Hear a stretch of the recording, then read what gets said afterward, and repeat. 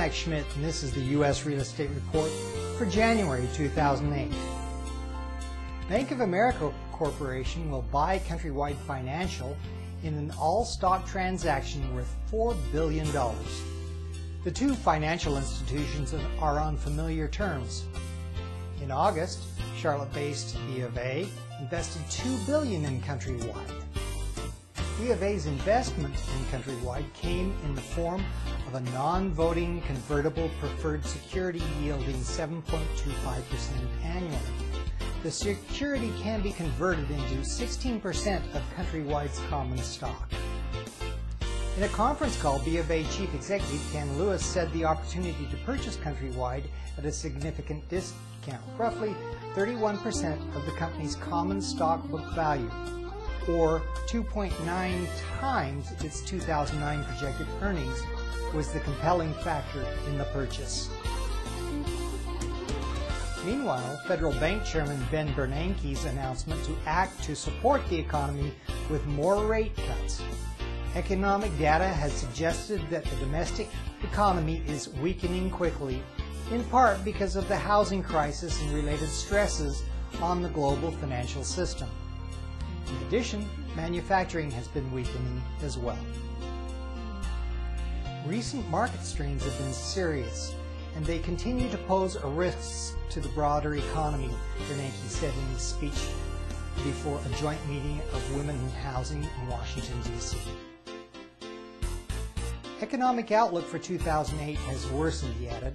Housing demand is weaker because deep problems in the nation's mortgage markets.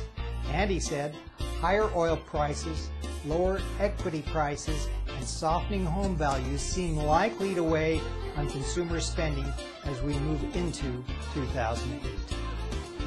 As a result, we stand ready to take substantive additional action as needed to support growth and to provide adequate insurance against downside risks. FHA goes modern. FHA modernization was a hot topic throughout 2007 as lawmakers volleyed back and forth on how to bring FHA loan programs more in line with the market prices so that more borrowers would be able to use them. Senate lawmakers in December passed legislation that would reduce but not eliminate down payment requirements, allowing for smaller increase in the maximum size mortgage eligible for FHA backing, and place a one-year moratorium on a plan to introduce risk-based pricing. The bill would allow the Federal Housing Administration to guarantee loans for $417,000 or more in high-cost areas, the conforming loan limit for loans eligible for repurchase in Fannie Mae and Freddie Mac. The Bush administration supports the modest increases in FHA loan limits put forward by the Senate, advocating raising the limits from $362,000 in high-cost areas to $417,000, and from $200,000 in low-cost areas to $271,000. Cosmopolitan cities such as New York and Miami have long served as second homes for affluent and accomplished foreigners. But the trend is growing. 1 in 5 American real estate agents has sold a home to a foreign investor in the past year, according to the National Association of Realtors. Severe dollar declines against the euro and pound and this year's subprime mortgage meltdown have made U.S. homes much cheaper for Europeans and other international buyers.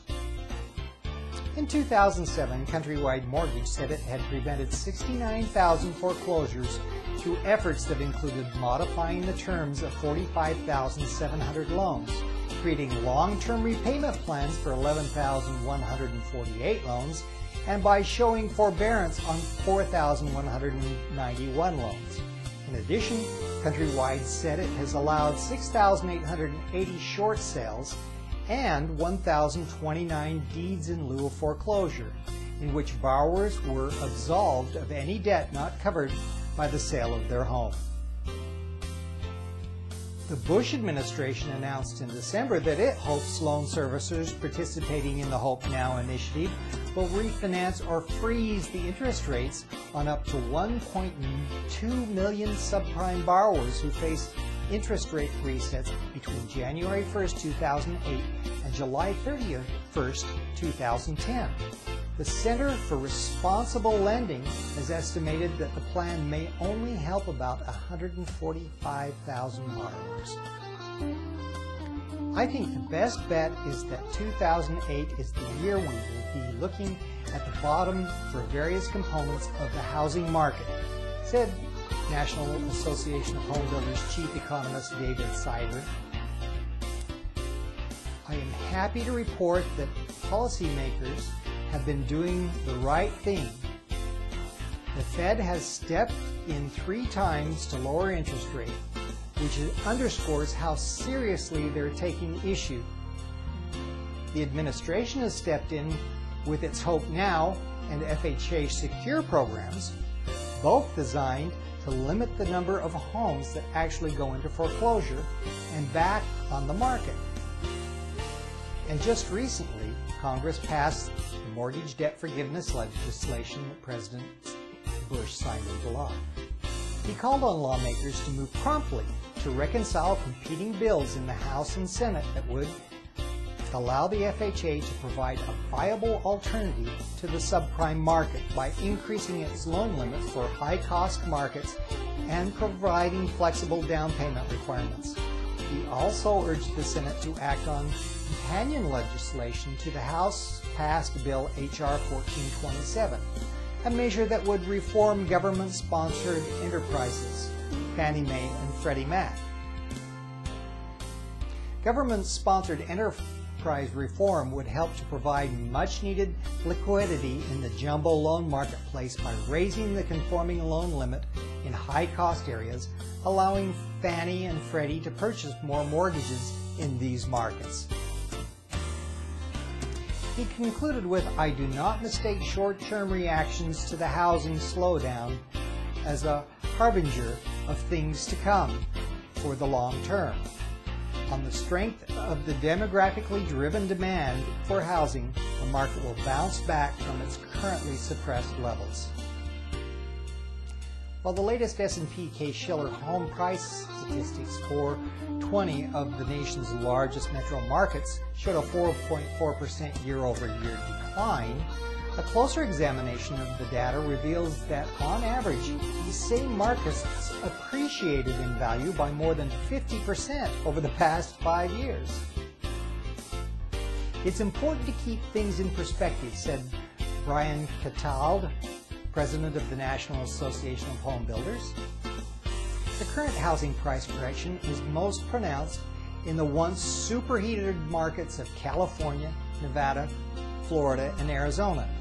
In most other markets, price declines have been pretty modest." Among the 20 markets surveyed by S&P Case-Shiller, which represented more than 40% of U.S. population, 4 posted home price appreciation rates of more than 80% over the past 5 years, while 11 registered gains of more than 45%. This is no surprise, but the Mortgage Bankers Association says the housing slump will extend into the third quarter of 2008 and possibly into 2009, says Doug Duncan, the trade association's chief economist. "Maybe it's a good thing that any forecast includes a bottom."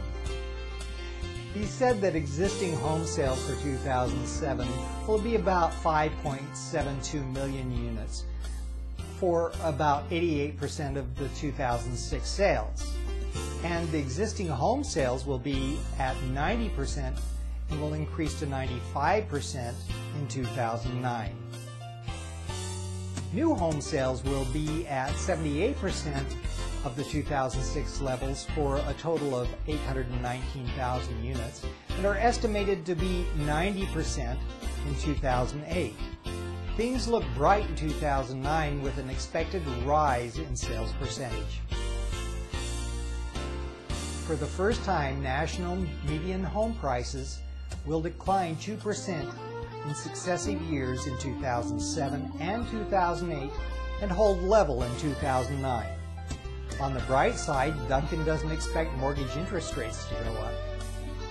A surplus inventory coupled with tighter lending standards will slowly be assimilated, thereby improving the market.